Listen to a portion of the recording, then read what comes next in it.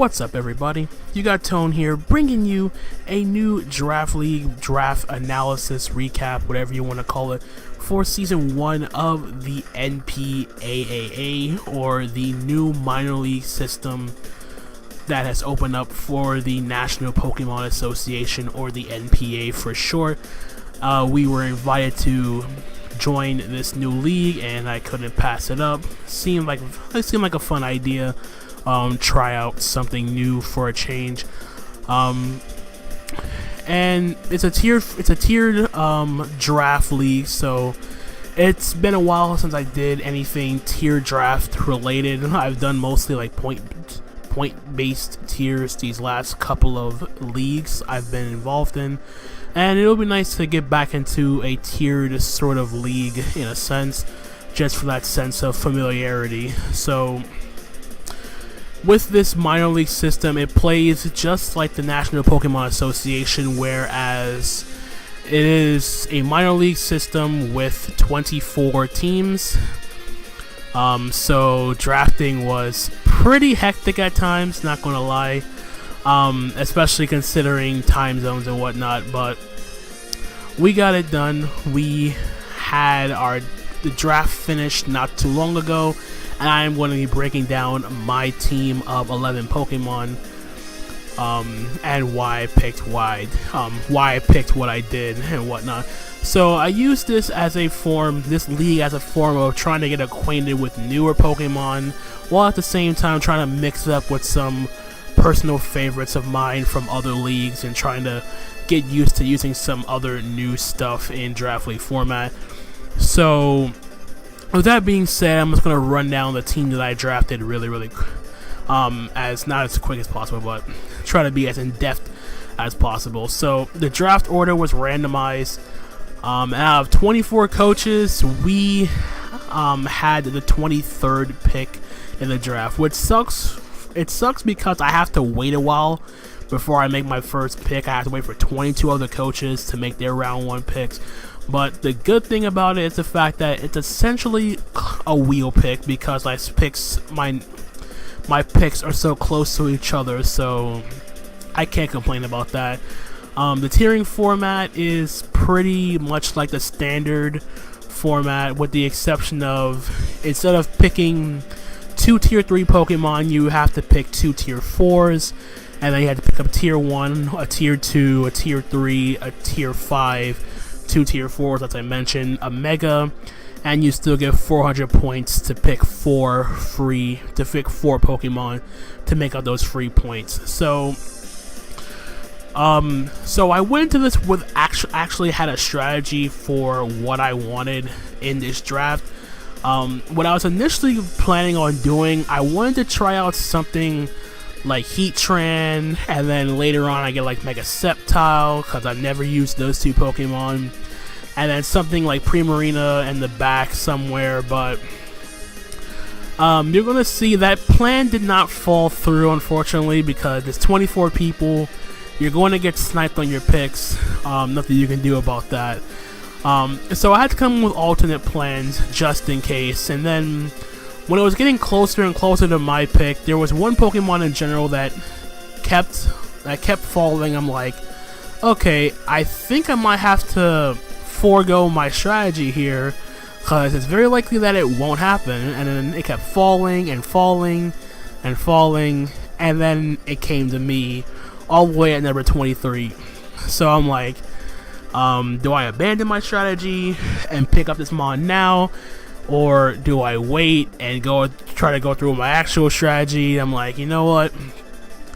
This Pokemon fits my plan either way, whether or not I got Primarina or not. And it's a Pokemon I'm very familiar with, using it in other leagues, and it's a Pokemon I currently have in the NPA Minors. If you guys follow my my NPA Minors run there, and I also picked it up round 1 too, so I'm not really surprised to see that what my first round pick is going to be, and that Pokemon is of course going to be my Clefable. So it might be kind of tedious for some people with me and Clefable on the same draft team, with me and Clefable on the same on the same team. I mean, before it was Manaphy, but Clefable has just grown on me these past couple of leagues. Not as sort of great as some might say, but still has solid bulk, a great defensive typing with fairy typing, 2 great abilities with Magic Guard and Unaware. Can't pass those up. Can be a stealth rocker, can be a calm mind sweeper. Respectable bulk, but mainly it sets itself apart because of not only having a great defensive typing with fairy. It has the ability to check set up sweepers with Unaware. It can't be status because of Magic Guard. It can really go either way in terms of what Clefable wants to do for your team, and it's not passive in the slightest. It has a solid move pool to go along with Moonblast, like Flamethrower, Thunderbolt, Ice Beam, Shadow Ball. Solid recovery with Soft Boiled, Wish, Moonlight. And I just absolutely love this Pokemon. It may have fallen a little bit from grace, but I still like having something like Clefable in the back, and I don't really feel like this was a stretch to grab it, especially considering it's 24 people. I got to pick number 23. Can't complain about that whatsoever. So that is my round 1 pick in Clefable, and now what I wanted to do was pair it with something that can cover for its main weaknesses, being poison and steel. So I figured I'd pick up a Pokemon that can handle those types very, very nicely. For Clefable, eases the pressure off of Clefable, and it's a Pokemon I've actually wanted to try. It's been a Pokemon that's been hyped up quite a bit these last couple of months. Mainly this generation has gotten very, very good.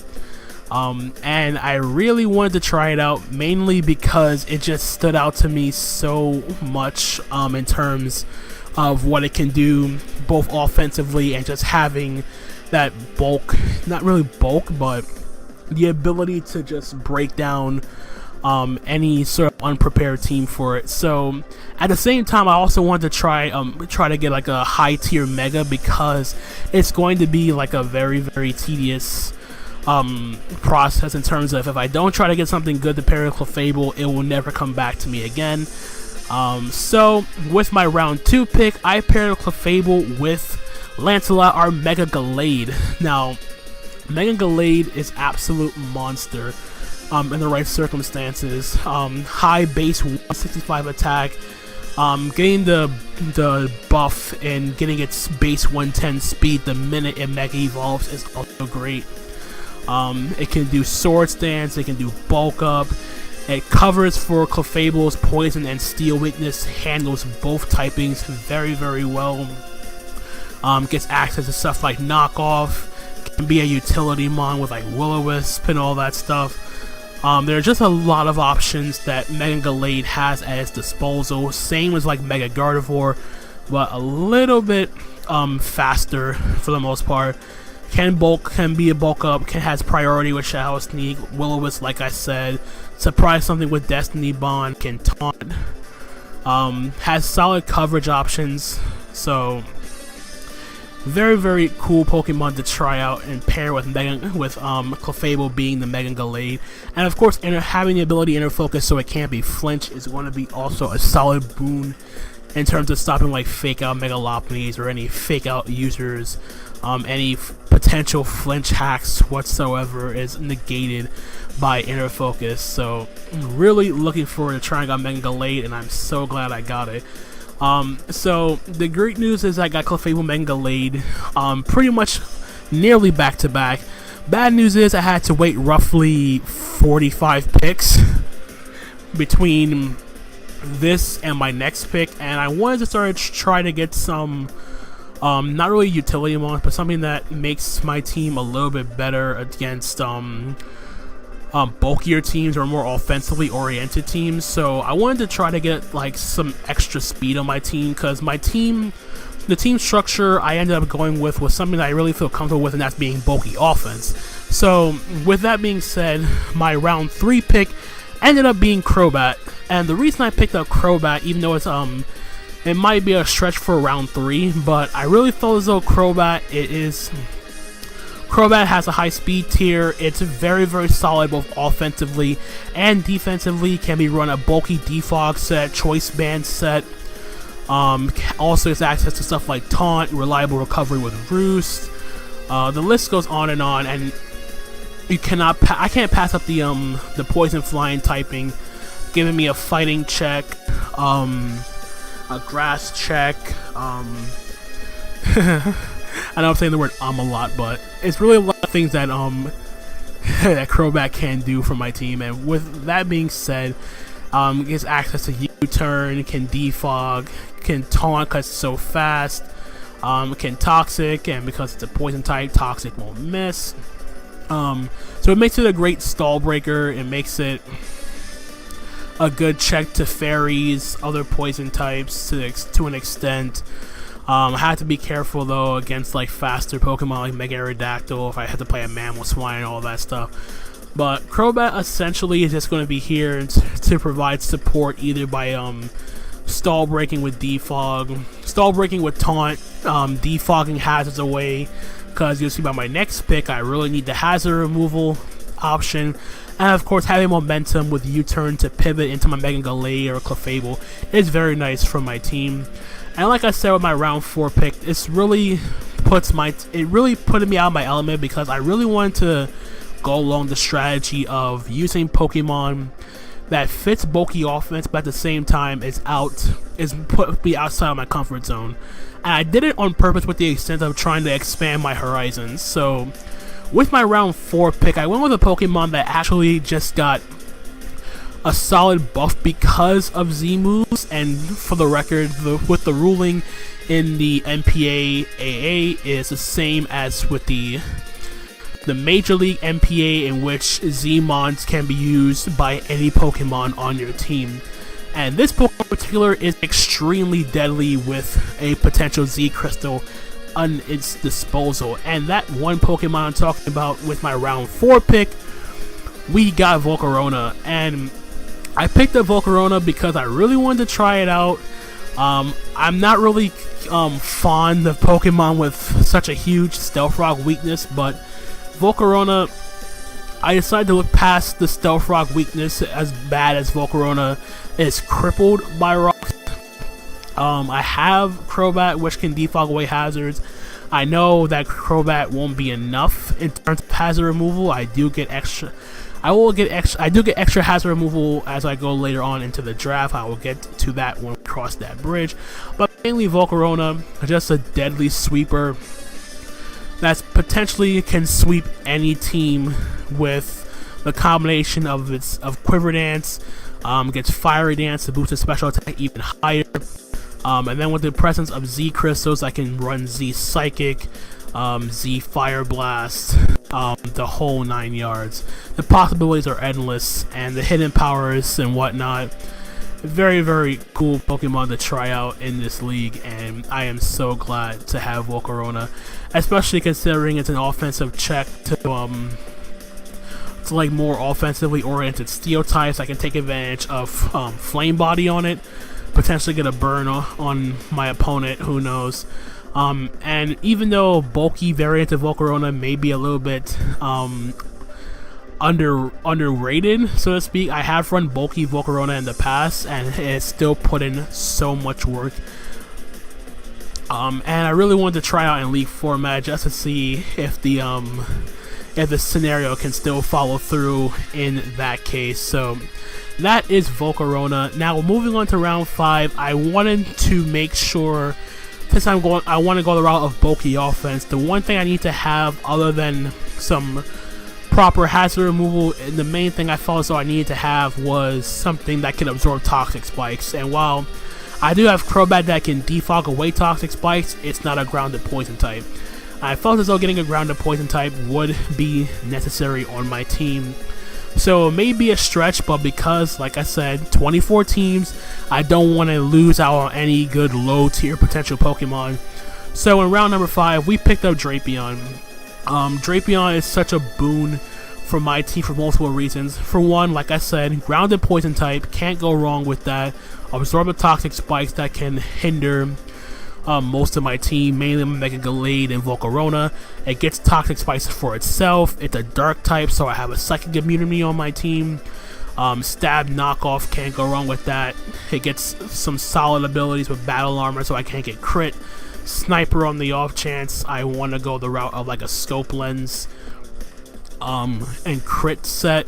It can be a sword stance sweeper. It's capable of running stuff like Choice Band, Choice Scarf. I already mentioned sword stance. It can be a defensive phaser with access to Whirlwind. The list just go on. The possibilities are endless for Drapion.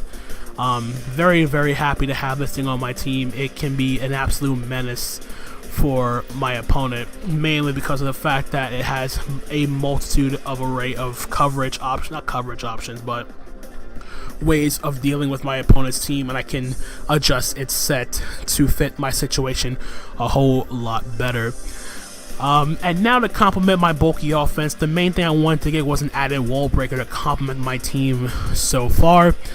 So in round number 6, after we picked up Drapion on the back end, we picked up for round 6, we got the oops, sorry about that. We got Diggersby round number 6.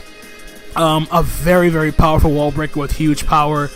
Very, very keen on can run Sword Stance with 3 attacks, can run Agility, can be a Choice Band user, Choice Scarf user, another Momentum Grabber with U-Turn.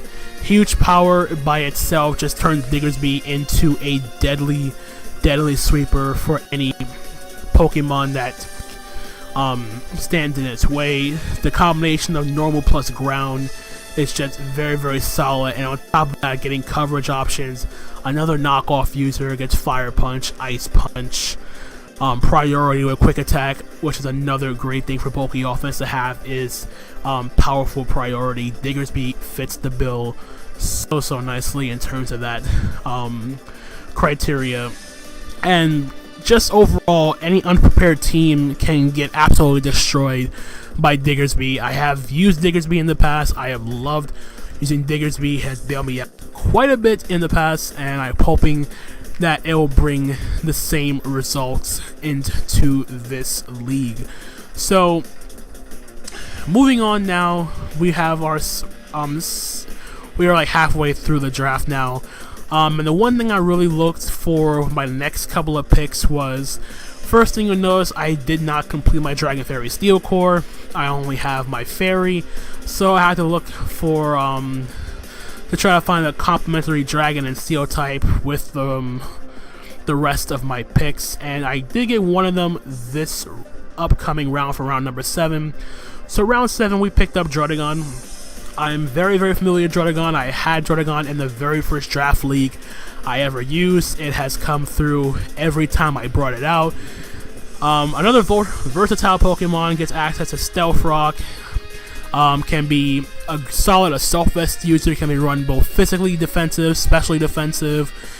Has 3 great abilities: Mold Breaker, Rough Skin with Rocky Helmet to punish our physical attackers, and then Sheer Force can just destroy any unsuspecting Pokemon with the combination of stuff like Fire Punch, Gunk Shot. Gets priority with Sucker Punch. Gets also a multitude of utility moves like Glare, so I'm not being outsped by certain stuff. I have speed control, which is very, very cool. I can phase with Roar to go along with Drapion's Toxic Spikes. Doesn't have the best recovery, it actually has no recovery, but if I want to run like Wish on my Clefable, I can do that, so not that big of a deal. But mainly, yeah, it's mainly going to be used like a support set, Stealth Rock. I can use it on attacking set with Sheer Force Life Orb. I can do Mold Breaker in case I can Earthquake like Levitate users, set up rocks on Magic Bounce users, all that stuff. So that is my my Druddigon. And now with my round 8 pick, I decided to complete the Dragon Fairy Steel Core by using a Pokemon that I have never used in Draft League format. I always wanted to. And it gives my team a powerful steel type as well as a spin blocker, and of course that only means that I got Doublade. So with the blade on the team, mainly it's here for the fact of not only being a spin blocker, but getting access to Swords Dance, strong priority with Stab Shadow Sneak, very, very bulky with Eviolite, and having those useful resistances being immune to fighting, immune to poison, immune to normal, and then resisting stuff like Dragon, Fairy, Psychic switching to go along with Drapion. It's complemented a lot by Toxic Spikes from my Drapion to wear down my opponent. Pick off weakened opponents with Shadow Sneak. Great Swords Dance user. Nothing really much to say about Doublade in terms of being a very potent steel type as well as a spin blocker. Although I don't think I'll be using it much for spin blocking because of the fact that it does weak to knockoff.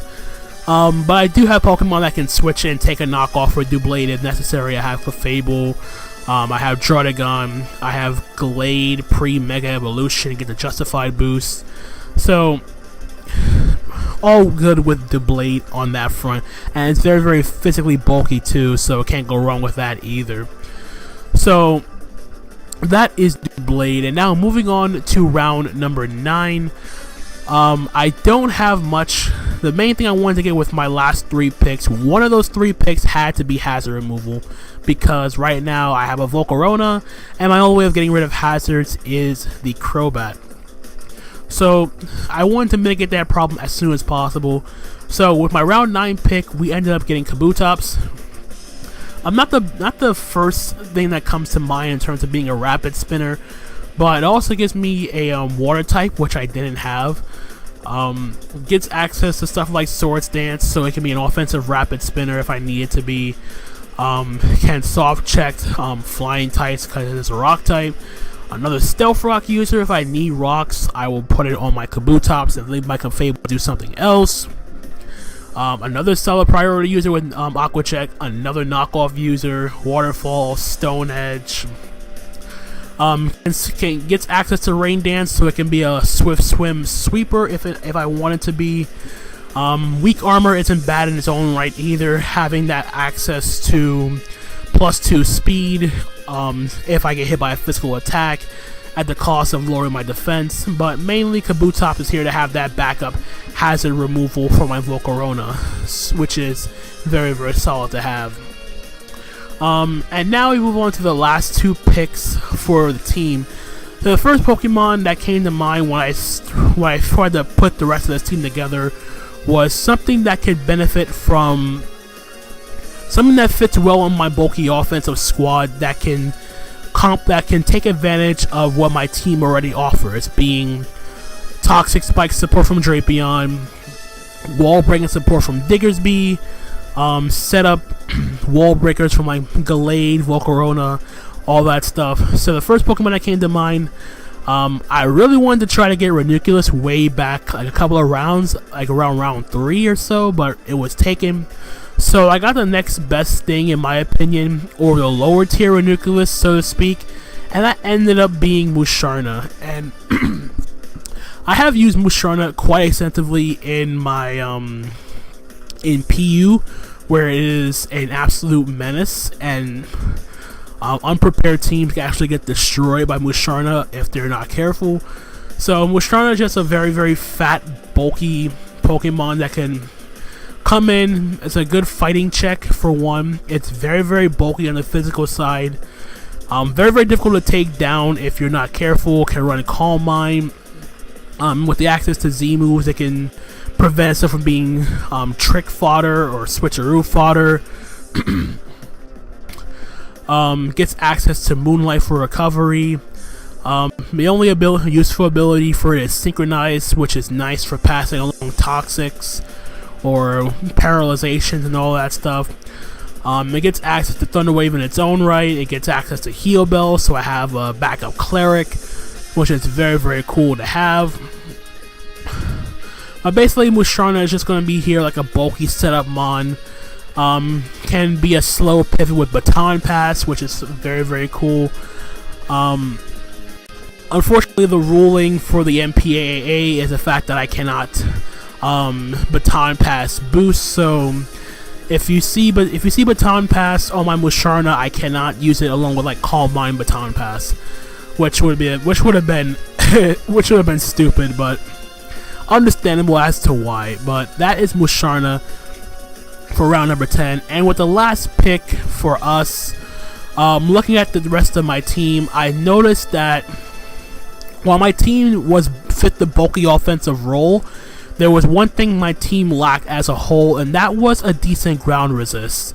As you see by my team, the only thing on my team that's a ground switching is Crobat, which is not good at all. So my last pick, I wanted it to be a ground resist. I also wanted to have a backup electric check because I currently only have Diggersby, which is immune, and Druddigon, which is not really the first electric check that comes to mind because of the ice coverage. And while this Pokemon I drafted is also weak to ice, it's still the main thing I want to have is that ground resist.